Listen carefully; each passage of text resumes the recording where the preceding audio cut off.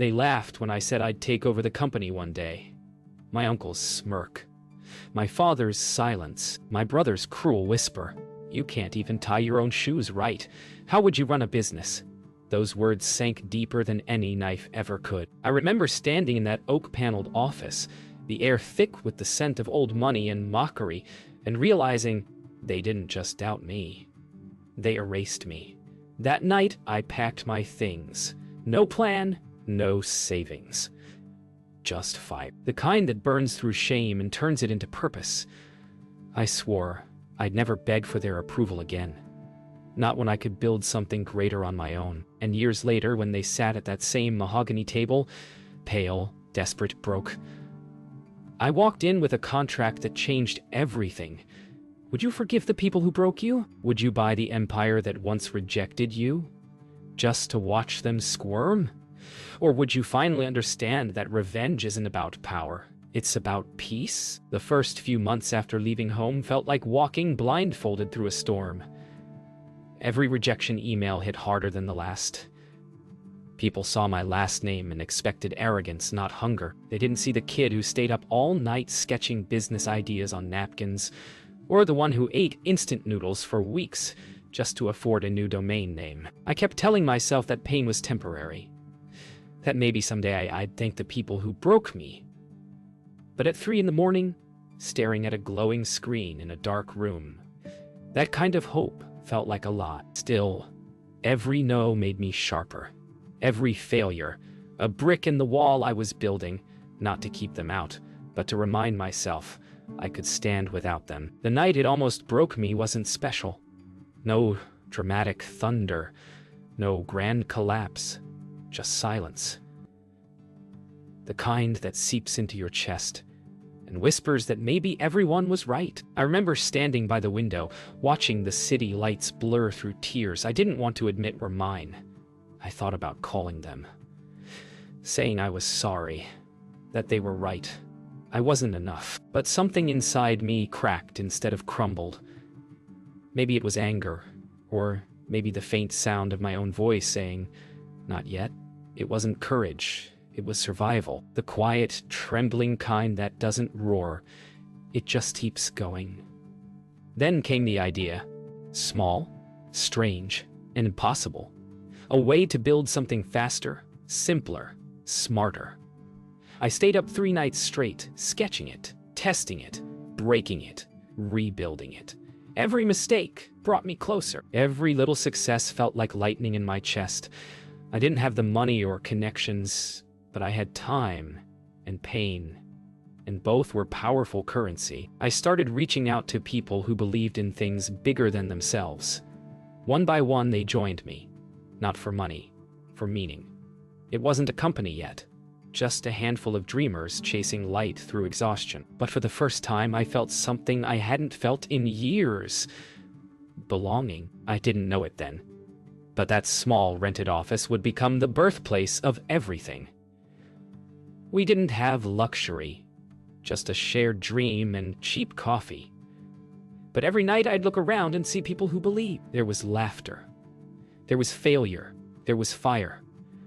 And somehow, that fire felt brighter than any spotlight I'd ever stood under in my family's home. One evening, after another long day, I stared at our company's first prototype on my screen. It wasn't perfect, not even close, but it worked. And for the first time, I whispered something out loud to the empty room. We're going to make it. And I meant it. Momentum is a dangerous thing. Once it starts rolling, it doesn't ask if you're ready. It just drags you forward. Within months, people who once ignored my calls wanted meetings. Investors smiled wider. Articles called us the next big thing. Every new milestone felt like a dream I hadn't dared to dream. But with each headline came the ghosts of my past. I'd hear my brother's voice in every boardroom, mocking, cold. And sometimes I'd catch myself standing just like my father did, talking with his same sharp tone. Success was supposed to free me, but I could feel its chains. Heavier, shinier, and harder to see. The first investor meeting that really mattered felt like stepping back into the family boardroom. Only this time I had something to prove. They called me impressive, sharp, visionary, words I'd never heard growing up. But beneath their praise, I could still hear that one word echoing: useless. So I spoke with fire. Every slide, every line was built to bury that voice. When the deal closed, everyone clapped, but I didn't smile. I just stared at the numbers, wondering if I was still building a dream or a weapon. With success came attention, and with attention, imitation. Competitors tried to copy what we built, but instead of fear, I felt a rush. I started sleeping less, thinking more, chasing every possible edge. My team worried about me, but I told them we were close. Just one breakthrough away from changing everything. Late one night, alone in the office, I stared at our latest numbers climbing in real time. It felt intoxicating. The kind of power that hums under your skin. For the first time, I caught myself smiling like Lucas, and that terrified me. When the media found me, I thought they'd want the story of a kid who beat the odds. Instead, they wanted drama, the family feud, the betrayal, the pain. They asked about Richard, about Lucas, about whether I'd ever go back. I smiled and told them I'd moved on. But that night, I opened an old message thread.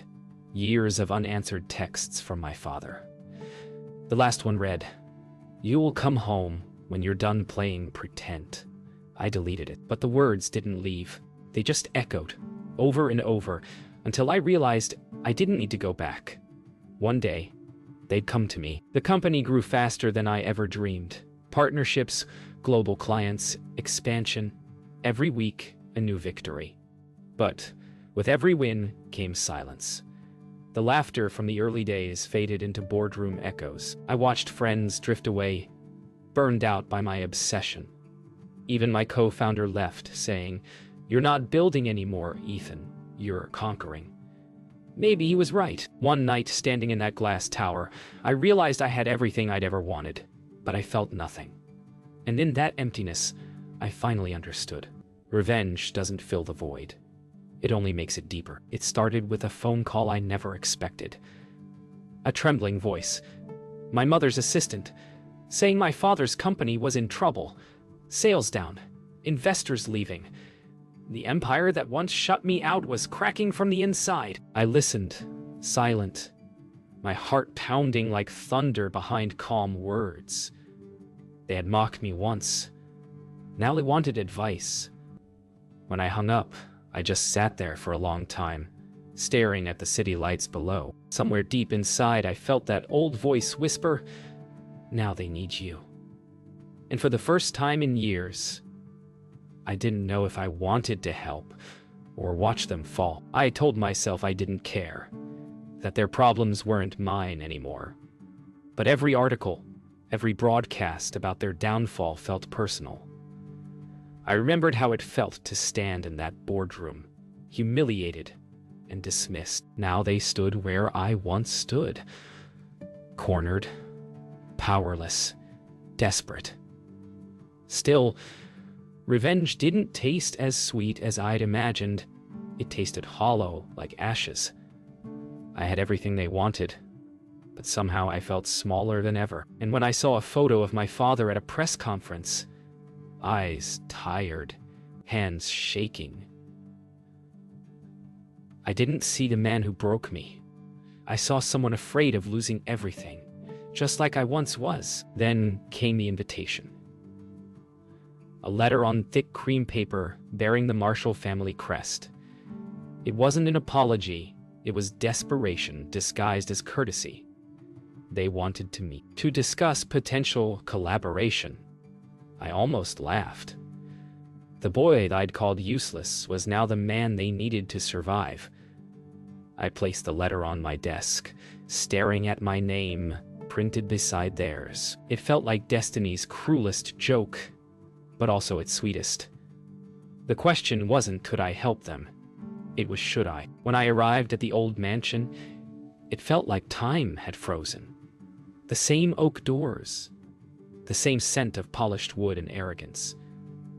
But inside, everything was quieter, smaller. Richard greeted me at the doorway, his voice thinner, his shoulders bowed. Lucas stood beside him, the smirk gone, replaced by something that looked like shame. I waited for anger to rise, for pride, for victory, but instead I just felt tired, like I was walking through the ashes of a fire I no longer wanted to keep burning. We sat around that same table, the same one where they'd once called me useless.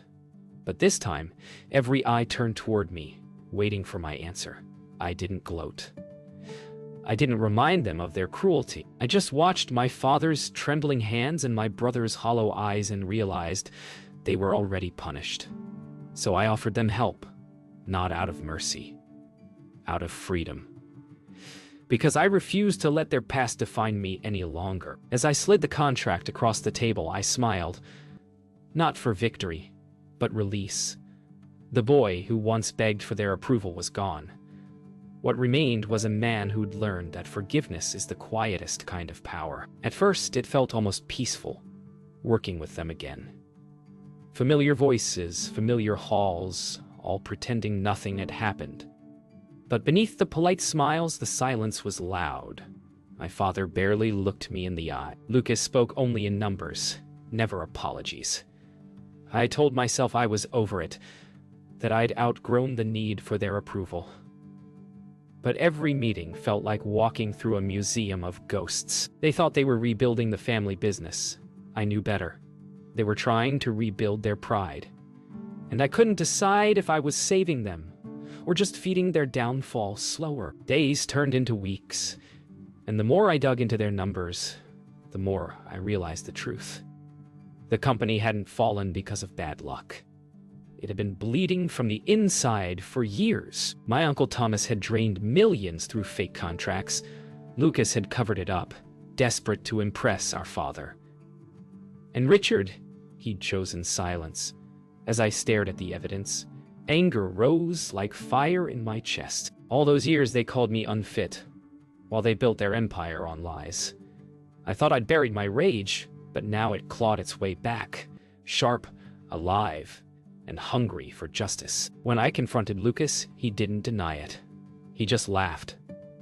The same arrogant sound I remembered from years ago. He said, "You think you're better than us now?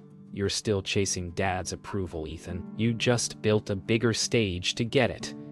His words hit harder than I expected, because somewhere deep down, I knew there was truth in them. All these years, all the ambition, all the empire, was I really fighting to prove them wrong? Or to finally be seen? I took the evidence to my father. I thought he'd be furious, ready to make it right. Instead, he closed the folder slowly, sighed, and said, "We protect family, no matter the cost." Those words shattered something inside me. The man I'd spent my life trying to earn respect from still couldn't tell right from wrong. He'd rather lose everything than admit the truth.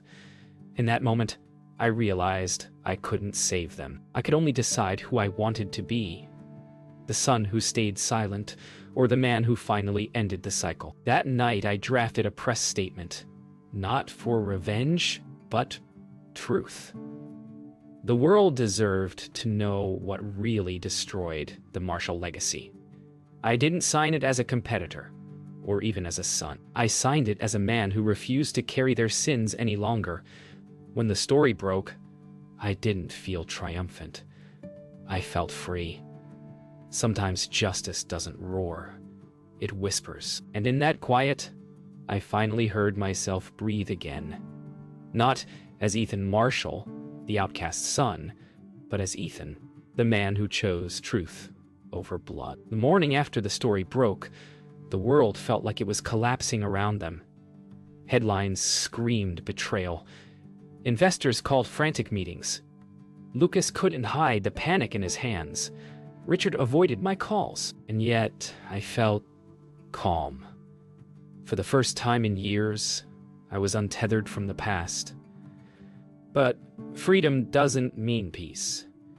It comes with storms, and I was standing in the eye of one. Every decision I made now would ripple further than I could see. Every move counted. Every silence, every word could destroy or redeem. Emails and calls flooded in. Competitors smelled blood. Investors questioned loyalty.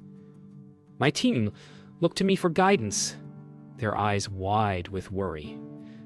I realized then that building an empire wasn't about ideas. It was about navigating chaos, keeping the fire alive when the winds of doubt howled.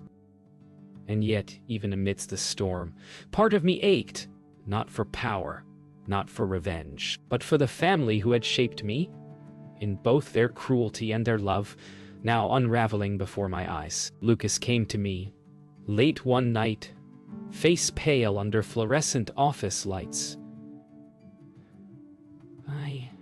I didn't mean for it to go this far, he whispered.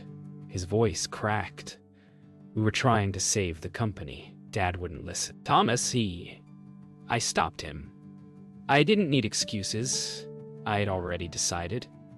The storm wasn't about punishment anymore. It was about clarity. And if I let him explain, I knew I'd lose the edge I'd fought to keep. Richard finally called me. The voice I remembered. Deep, measured, now carried fragility. Ethan, I don't know if I can fix this, or if it can be fixed at all. I told him the truth, that the damage wasn't irreparable, but that I couldn't save them alone. They had to face the consequences of their choices. It was the hardest thing I'd ever done, walking away while holding the key to their survival. Yet as I hung up, I felt a strange liberation. Storms don't last forever. They either break you or they make you. By the end of the week, the Marshall Empire had crumbled under its own weight. Investors pulled out. Lucas vanished from the public eye. Richard retreated to private meetings, silent and ashamed. I didn't celebrate. I didn't gloat. I watched, yes, but quietly, like someone observing a fire that had finally burned itself out. And in that silence, I realized something important. Storms aren't just destruction. They're purification. They strip away illusions, leaving only truth behind. And now, with the storm behind me, I was ready for what came next. Not as the boy they called useless, but as the man who built everything from nothing. They came to me at last. The family that once dismissed me. Not with pride, but with desperation written in every line of their faces. Richard's voice was quieter than I remembered. Lucas' eyes no longer sharp, only pleading. They wanted guidance, forgiveness, a lifeline. I looked at them and remembered that boy I once was, desperate for approval, for recognition. And for a moment, I hated how small I had felt, but I also remembered the fire that carried me through years of struggle. The question was simple. Could I give them a second chance, or was their reckoning already written? I laid everything on the table. The evidence, the mistakes, the missteps, and the hidden betrayals that had hollowed out their empire. Lucas flinched at the names of the contracts he'd signed. Richard's hands shook as he saw the gaps in their ledgers. It was painful to watch them crumble under their own choices, but it wasn't satisfaction I felt. It was clarity. I realized then that reckoning wasn't about vengeance. It was about honesty, even when it hurt, even when it threatened to break everything. Then came the hardest part, deciding how far I was willing to go. I could rebuild their empire for them, restore their pride and let the past fade, or I could let them face the consequences fully, a reminder of the life they almost destroyed. Mine. I paused, heart hammering, and realized that real power wasn't about money, contracts, or headlines. It was about choosing who you wanted to be when no one was watching, and whether you wanted your past to define your future. Nor I made my choice. I would not let anger, pride, or revenge dictate my actions.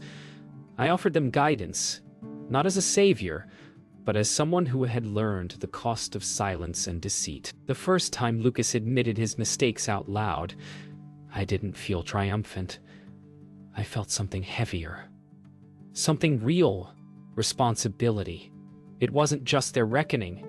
It was mine. The man who left as a boy had returned as a man willing to face truth, consequences, and forgiveness, all at once. By evening, the room had changed. Not magically, not without scars, but subtly. The tension eased, replaced by the fragile trust that comes when truth is finally spoken. I left the mansion that night knowing the family would still have to face the world they'd built and broken. But I also knew that I had finally faced myself.